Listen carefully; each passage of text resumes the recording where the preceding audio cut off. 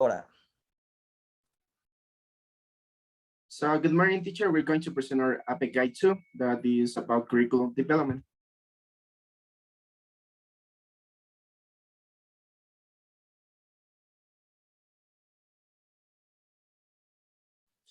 Well, about the history of curriculum development, we have a short concept that it says the word curriculum comes from the Latin word currere, that its meaning it's to run the course. Curriculum is understood as a course of study allowing the students to follow it until he is finished with the race. Also, the history of curriculum plays an important role in the development of the nation. A good curriculum which represents the need of the society and the experiences of the past.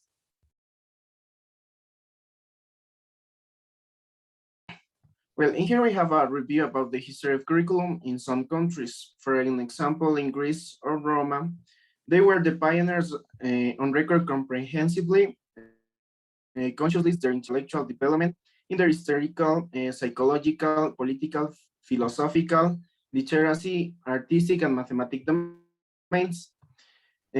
Also, we have the pre-Hispanic period. Before the Spanish conquer, Incas used to have their own society, their own principles, their own currency, and also their own education and so on. So then we have the Spanish. As we know, their goals was the acceptance of Catholicism. So they managed the three arts, reading, writing, and religion. In here, church and schools were together. And then we have the American, Filipinos, and Japanese. The main motive was conquering, and education became an issue of the government. The goal was to spread their cultural values. After the war, they were against USA policies, so they decided to stop depending on Western countries and promote and enrich their. Okay, teacher, I'm going to explain the evolution of the curriculum in Colombia. As you know, between 76 to 1810, there was a Colombia's independence that creates the educational revolution in Colombia. What is the educational revolution in Colombia? Well, it creates the Faculty of Science and Arts, and a real curriculum was applied. Also, was the beginning of the technical education, and also the primary and secondary schools are implemented in the educational curriculum. Okay, between 1830, the education is focused in religion, and studies are learning to get a regular job in the of the age. Also, between 1861, the basic education was free but religious. In 1903, the baccalaureate appears. Also, all the levels in education appears: primary, secondary, industrial, professional, and artistic. In 1930, the materials for teaching are implemented in the curriculum, and also the curriculum is modified. Now it is based in general culture, vocational culture, and extra class activities. And in 1975, the constructivism is applied in the curriculum as a pedagogical strategy. And finally, between 2002 to 2019, the educational code is created. So the creation of professor to come into the university or to apply to the university.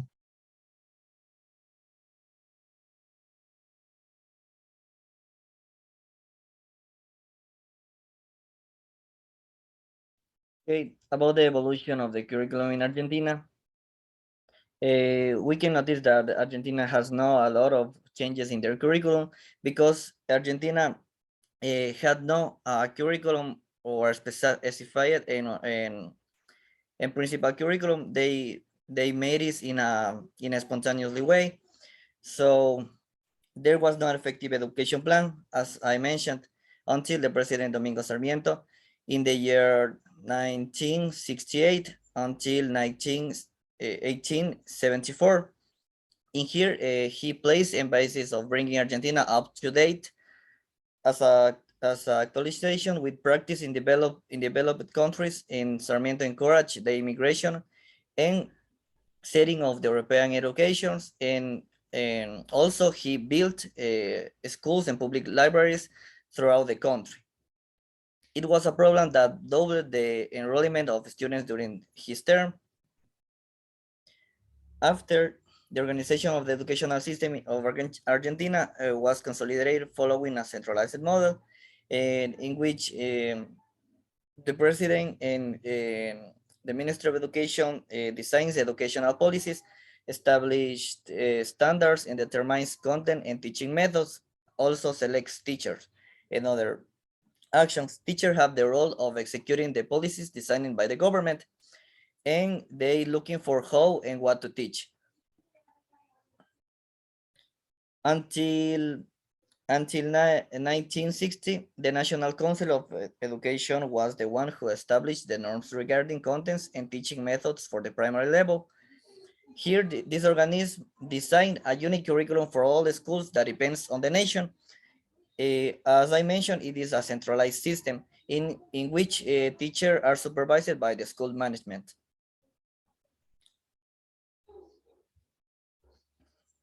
The last one is the supply of books was centralized until the 1993. It means that not because there was a single published books, or only a publisher of books. It depends that books need to be approved by the Ministry of Education in order to be used in schools. And if the Ministry of Education or the that didn't accept the books to be published, the all the schools and teachers couldn't use their own books or books that the ministry don't give them. And if in a current situation, in a current circumstances, the centralizing model turns out to be inefficient and not very democratic, where it doesn't not complete and contemplate the complete reality of the schools in the reality of this the Argentinian society. Thank you.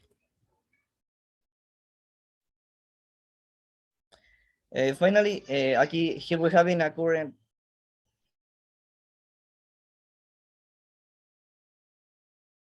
Here we have evaluative qualifications, and we have the rate that is 10, that they are outstanding or excellent, 9 and 8, highly satisfactory, 7 and 6, satisfactory, 5 and 4, not satisfactory, and 3, 2, 1, insufficient. That it means that a student in Argentina needs to get a 6 as grade to approve the year.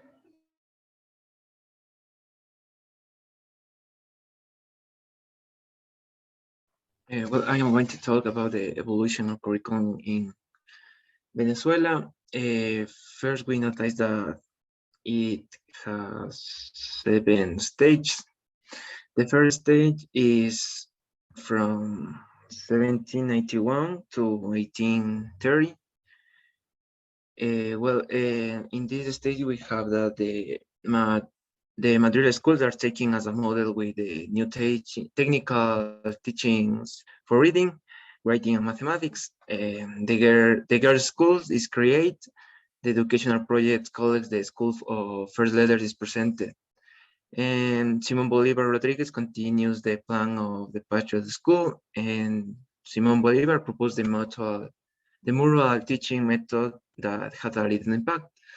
The second stage is from 1830 to 1870.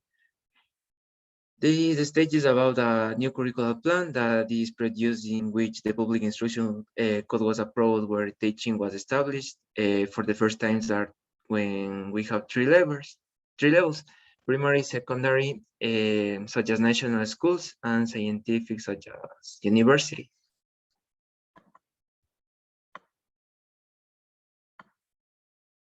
In the third stage of the primary institution that it was free and obligatory, and it was degraded. The positivism impacts the curriculum since it is based on experiences and observation by method on experiment. As a result, education has a focus on agriculture and pedagogy. In on the other hand, the memorization system is used as a learning strategy. And finally, Ruben Gonzalez expressed the possibility of a self-study education with the low primary school, secondary, and normalist instruction, such as religion education. In the fourth stage, it was from 1936, from 1952, 58. It has the first national plan, such as teacher training. And Luis Beltran Prieto proposed a new educational philosophy with the name of democratic humanism as the organism of national education.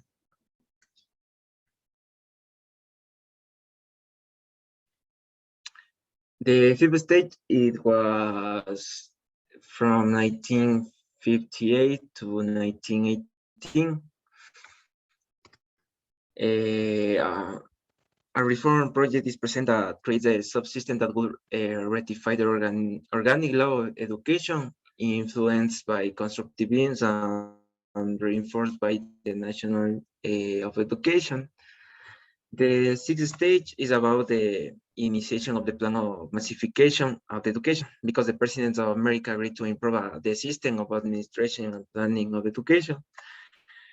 And the last stage is from 1999 to 2021. It means that the Bolivian school are created that represent the beginning of a new project of the school system with the social critical curriculum theory that was committed to the mass education without exclusion. And finally, the Bolivian national curriculum is present, which will implement a better training of children, youth, and adolescents.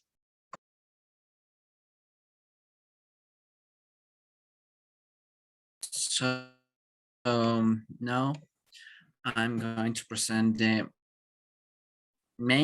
some main characters who impact changing education in Latin America. First, we have Jose Margia Arguedas of Peru, that his work was focused on the investigation of meeting Quechua and Western cultures. He was a professor in the College of Sicuani, and he worked in the Ministry of Education of Peru in 1941, and he was one of the most important characters in the reform of secondary school curricula of Peru. And he taught a lot of people in the Universidad Nacional Mayor de San Marcos and the Agrarian University to reach people to create a better person. Next, please.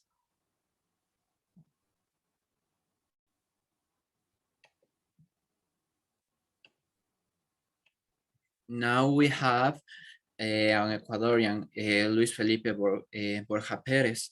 He was a good Spanish teacher, a good Spanish language, and he stand out precision in the language in this impeccable clarity. He was a teacher in the University of Thomas Aquino, and he trained a lot of teachers to create a better education.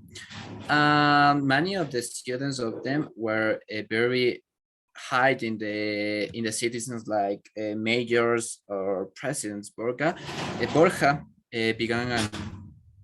began an incessant research for wisdom, for knowledge from a very young age, from students of very young level. And the day in Ecuador, we celebrate the day of the teacher in April 13, and it was for his date of death. So next, please.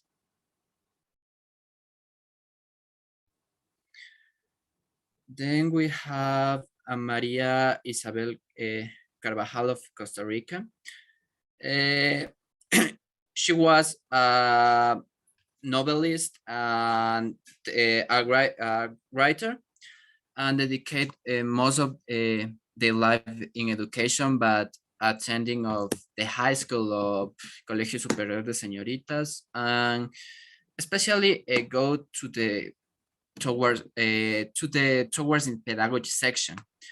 She taught at various institutions in San Jose of Costa Rica, in the rural schools in El Montecito.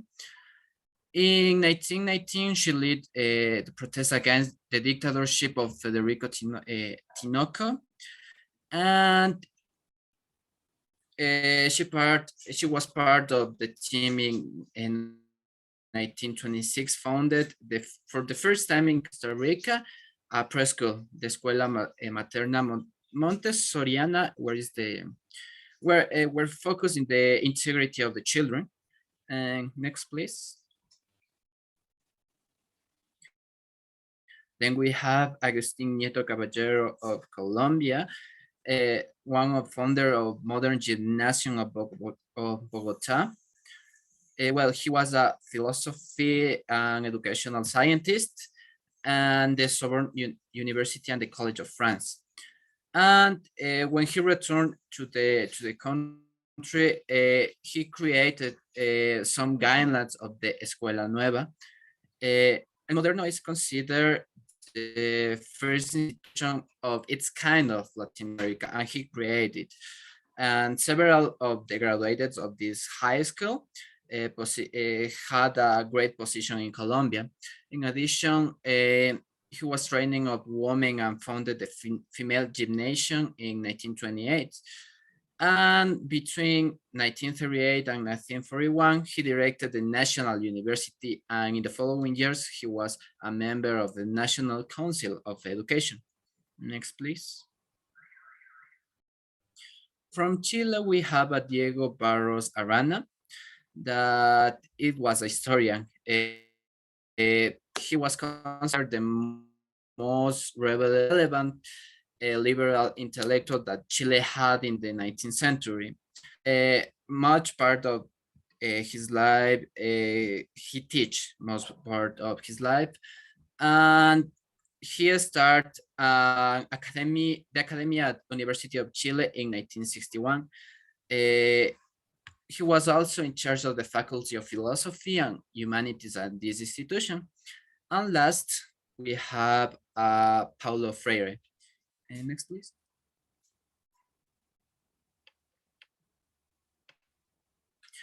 Yeah, he was a Brazilian, one of the most significant educators in the 20th century. He created a dialogue to the students. He taught a new relationship with the students through the dialogue and the humanistic approach.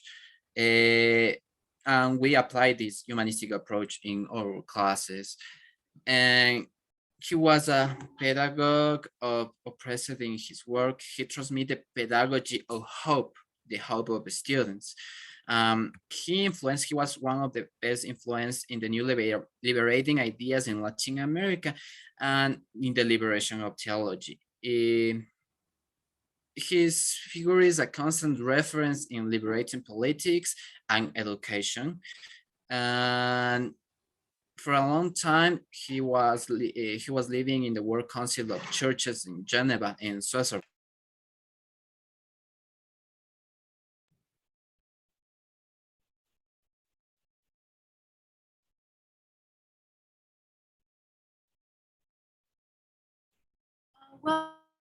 Now I'm going to talk about the evolution of the Ecuadorian curriculum. In this case, I can say that the Ecuadorian curriculum has been changed according to students' needs and also according to the Ecuadorian reality. So let's start with 1944. In this case, the curriculum provided students with the knowledge necessary for effective participation in everyday life and practical insight.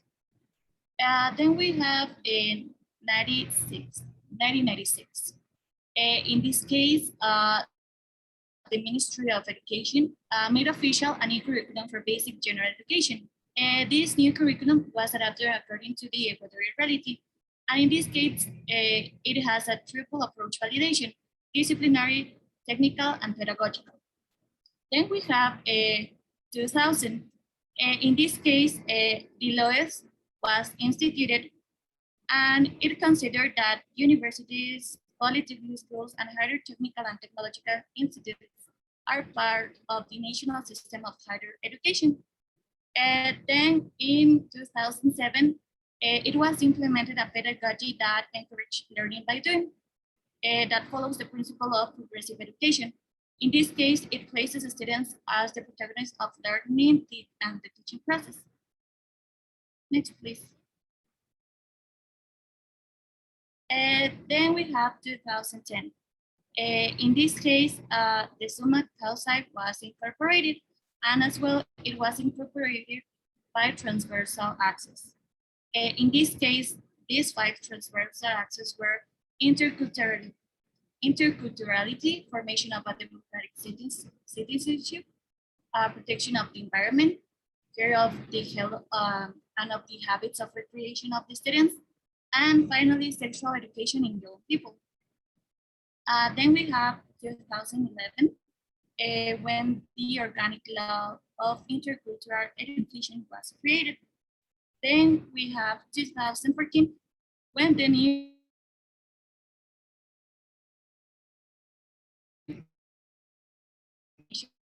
it was developed in inspire students. And finally, we have 2016, when the new 10-year education plan was created from 2016 to 2025. Thank you very much.